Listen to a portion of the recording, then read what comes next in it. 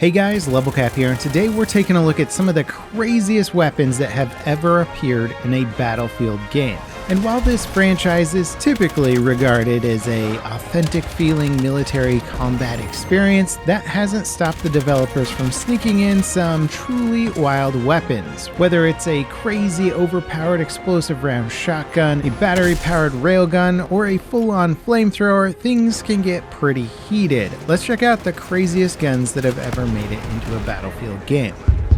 Let's start off with something on the smaller side, like really small. Basically the smallest gun ever to appear in a Battlefield game. I'm talking about the Calibri. This sidearm from Battlefield 1 feels like some sort of joke when you first unlock it, but it becomes more of a cruel joke when you actually try and use it. While some of the other guns we're looking at today are crazy because of how cool or powerful they are, the Calibri ranks as one of the craziest because of how insane it was for DICE to include such a frankly useless weapon into the game, and it's not even a Battlefield pickup. It's full on an unlockable weapon that you can add to your arsenal.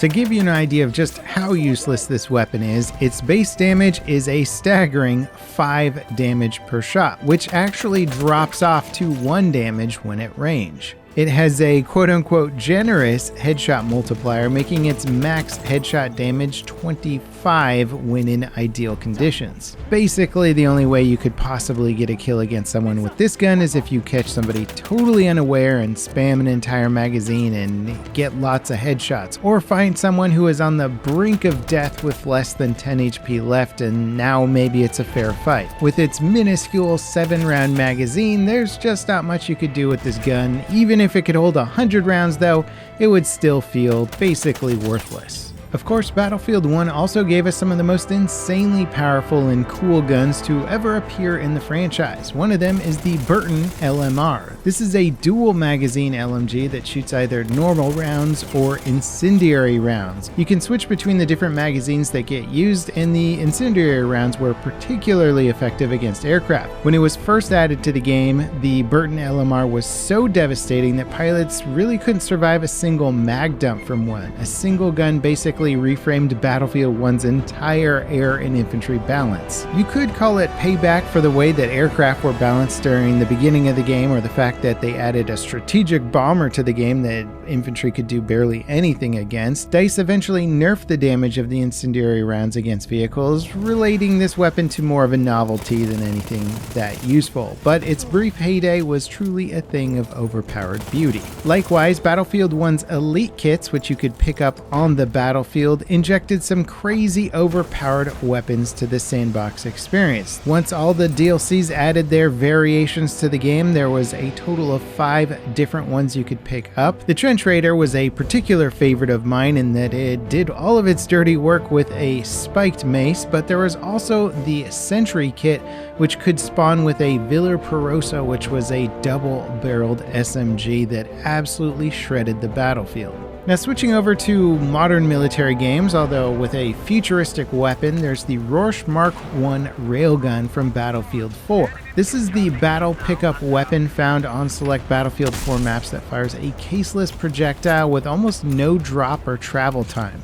And while it only gets a handful of shots and one of the most claustrophobic scopes in the game, it's an absolute blast once you get it. It's basically a guaranteed kill if you hit the chest or head, plus it does splash damage on impact and can damage vehicles. One of the main drawbacks is its charge up time before each shot, forcing you to track your target for a few seconds before actually taking the shot. Now, as for what the heck a railgun is even doing in Battlefield 4, a more or less modern military game, it was introduced as part of the game's Final Stand DLC that included several Easter eggs based on Battlefield 2142's futuristic sci-fi arsenal, like mechs and hover tanks. The Rorsch Mark I was based on 2142's Rorsch Mark S8 fixed anti-vehicle gun, and was also an inspiration for 2042's Rorsch Mark IV multi-purpose railgun. Now, the black sheep of the Battlefield franchise, that's right, I'm talking about Battlefield Hardline, the Battlefield game made by Visceral Games instead of DICE, which featured cops and criminal battles instead of military conflicts, had its fair share of wacky guns, some of which I would categorize as too weird even for this list, like an alligator that you can shoot people with, which I think is a bit of a stretch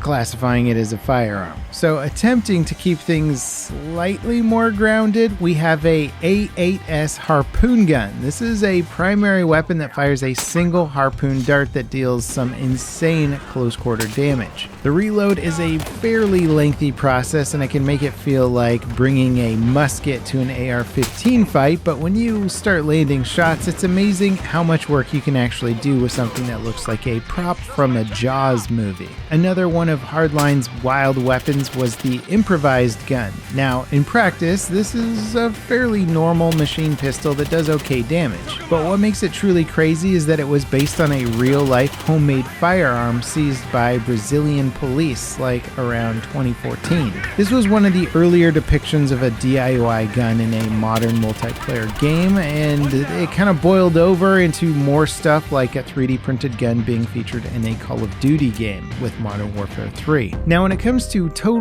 overpowered, potentially game-breaking, insane guns, nothing was crazier than Battlefield 3's USAS 12 with frag rounds. Following the game's October 2011 launch, players quickly discovered the insane multi-kill potential of the USAS 12 shotgun when paired with frag rounds. This was a life-altering level of overpowered, as each round would not only inflict splash damage but a crazy amount of suppression, making anyone who was on the receiving end just having a bad day in general. Pair that with Operation Metro and things went off the rails. This was a life-altering level of overpowered, and it rocked the game's servers until DICE rebalanced it across 2 patches in December. The weapon was so crazy that Battlefield Friends did an entire episode just about the USAS 12 frag rounds. And several years later, with the launch of Battlefield 4, DICE reintroduced the USAS 12 with frag rounds, but this time as a Battlefield pickup only to keep its insane nature more in check.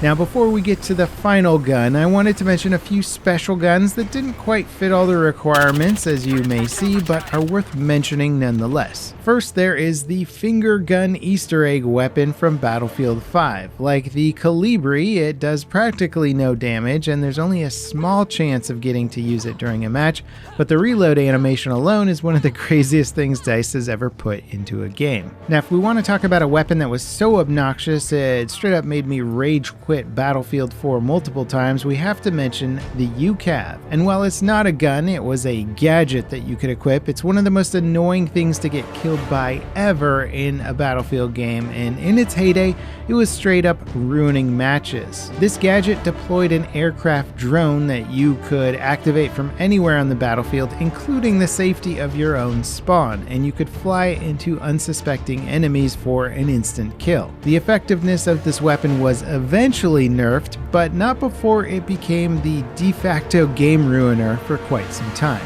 Now, I also wanted to mention Battlefield 3's crossbow, or X-bow. Made to look like it was fabricated on the battlefield, this was one of the first bow or crossbow weapons the franchise had seen. And while there's now plenty of crossbows and bows in the franchise, the X-bow was actually quite useful with multiple bolt types that made it extremely good in close quarter firefights as a finisher. Now, the final gun we're going to look at today is the M2 flamethrower from Battlefield 5. Introduced as a battle pickup in the Pacific update for the game, this gun really symbolized Battlefield 5 coming into its own. The flamethrower worked as advertised, clearing the jungle, trenches, or bunker emplacements with crazy AoE damage and tons of damage over time, often getting your kills seconds, many seconds after firing your initial flame volley. I couldn't get enough of this weapon, and it was just endlessly fun every time you got to pick it up. Anyway, Battlefield games have brought literally hundreds of weapons to the battlefield, and if there's any crazy ones that I didn't mention that you think should be on this list, let me know in the comments. And if you enjoyed this video, don't forget to drop me a like, subscribe for more content like it, and up next, if you want to see what it takes to actually make your own video game, check out my latest devlog for C-Beams, a spaceship action RPG that I've been working on for well over a year now. As always, guys, thank you so much for watching, and I'll catch you next time. This is Level Cap, signing off.